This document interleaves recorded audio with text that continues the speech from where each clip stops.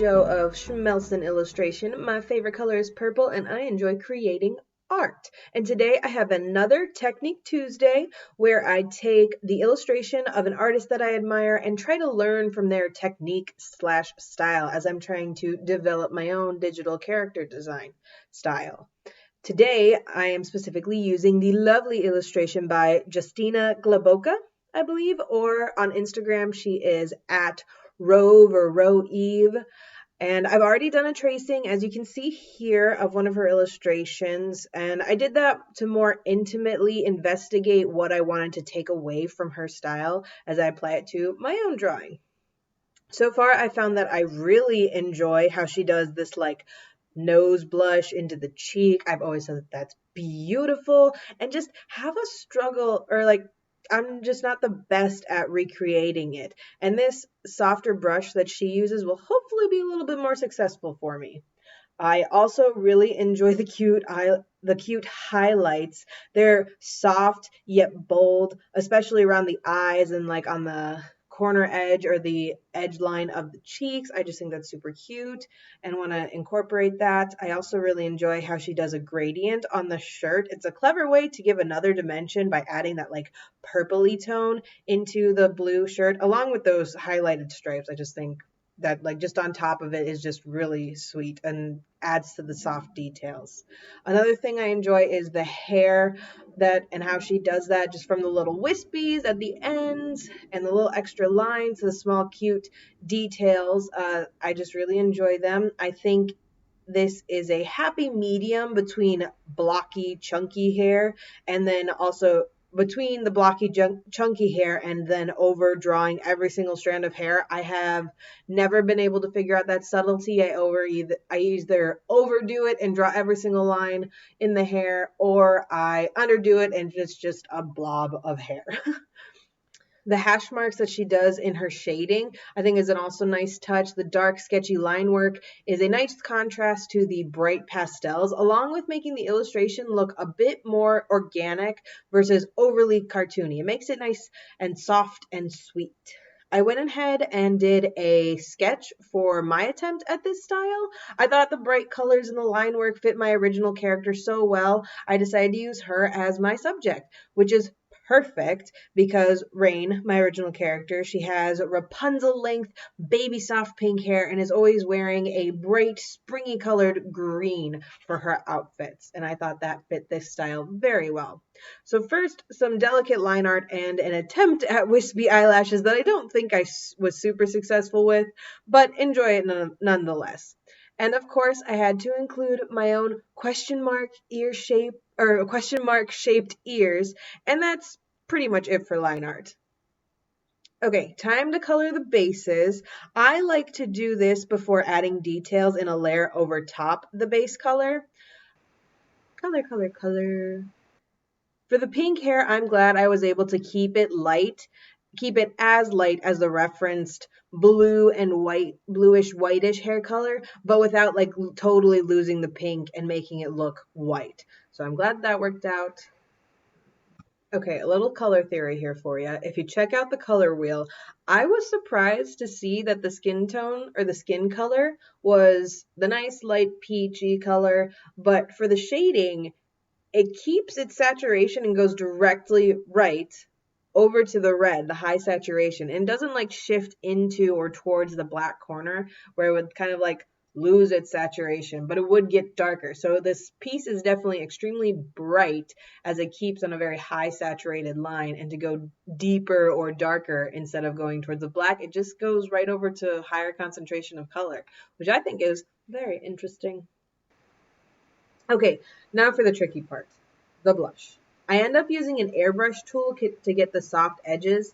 I really wonder how this kind of blushy tone would look with open eyes, because I'm kind of getting it or understanding it around these eyes. But it's mostly just like a giant circle, and the crease or like the lid gets a little bit brighter in the middle. But if the eyes were open, what would that do? I really got to try experimenting with this with open eyes later. I want the edges to be blurred, but I still want it to follow the shape of like the eyes or the shape of the nose, which I think is where I have a hard time committing to this style. because at first it looks weird and my character looks like she has a cold. Ew. But then we add a darker, deeper tone and some highlights, and it kind of just gets hidden underneath. And you know what? I just might like it. Okay, there we go. I like that. Yeah, okay. Let's go color something else before I change my mind. Wispy little hairs. You know, color blocking the hair as like a big chunk and then adding the wispies afterwards is much less intimidating than what I think I had previously done, trying to design every single line, because I do that. I over design in my sketch because I have a hard time sketching or doing a base concept digitally. I do it on paper first, but this kind of worked out nicely. Okay, gradient time. I love this tool so much. You know, it's really hard to pick the right colors for gradients sometimes. I loved removing the base layer to do the hair highlights. Seeing the red blush over the gray sketch paper is just too cute. Also, using that airbrush to highlight a whole section of the hair before adding littler highlight lines worked really well for me and made a whole lot more sense in my brain than the way I've done it previously. To do the hair line art, though, I did pick a rather dark color, but then softened it by lowering the opacity, which I think helped a lot.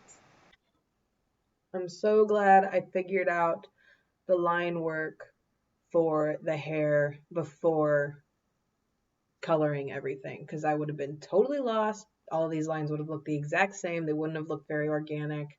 I'm so glad. That's just how I sketch. I sketch on paper and then I throw it in digitally and I go over top of that. I just have the hardest time making things up as I go with doing that digitally, making things up as I go digitally. It worked for these wispies, but that's the closest I get, and that's like pushing my comfort level. So we're going with it. Baby steps. Now a little tiny highlight lines. I really gotta figure out where these highlights should go. I think I need to work on my line direction for these highlights a bit, just to have it flow better with the hair. I think it just looks like random lines thrown on top instead of being incorporated with the direction that the hair is going. But I'll worry about that later. One thing at a time. I'm also just loving how this turned out. It was extremely out of my comfort zone to do all this, but that just kind of forced me to learn so much more between the like really pastel color scheme, the sketchy organic line work instead of using a solid color, that blush. I don't think I'm ever going to get over the blush. And then to overall recap, yes, I love the nose blush and even it on the lips. I would always use a harsher line to color the lips, but I think this softer airbrush did a great job, and it's so cute with the highlights. My goodness. The gradient on the shirt was fun, but I didn't quite like the airbrush tool for the stripes, so I think I'm just going to use a different brush altogether if I do like stripes or any kind of detail over a gradient.